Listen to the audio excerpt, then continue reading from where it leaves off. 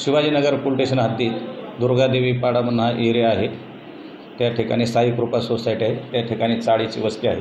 त्या ठिकाणी सूरज विलास पाटील हे त्या गावातच राहणारे, त्यांचा एक गाळा आहे।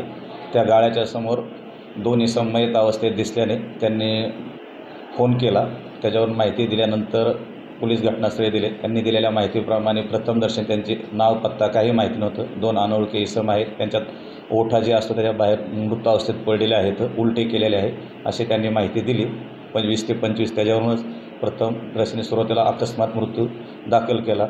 डेड बॉडीज हॉस्पिटलला पाठवल्यानंतर आता PM रिपोर्टमध्ये असं आलं की त्यांना आतमध्ये नाजूक अवयवांना जखमा झालेल्या आहे आणि रक्तस्राव झालेला आहे आतमध्ये, त्याच्यामुळे त्यांना मरण आलेलं आहे।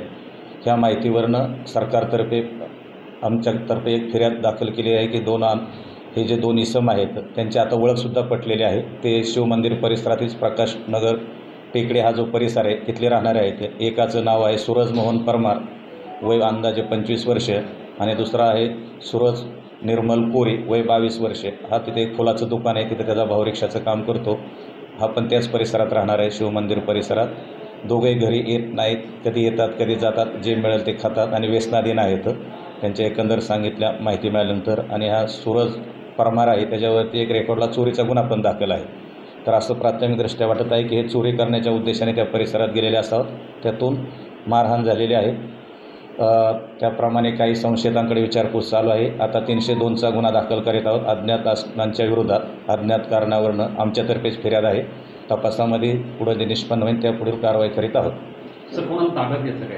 बरेचसे लोक त्या परिसरातले आहेत, सांगत नाहीत, पण आता ते पुरावा जसा येईल त्याच्याप्रमाणे शोध घेऊन त्याच्यातून ज्याचा संबंध असत अशावरती पुढील कायदेशीर कारवाई करण्यात येईल।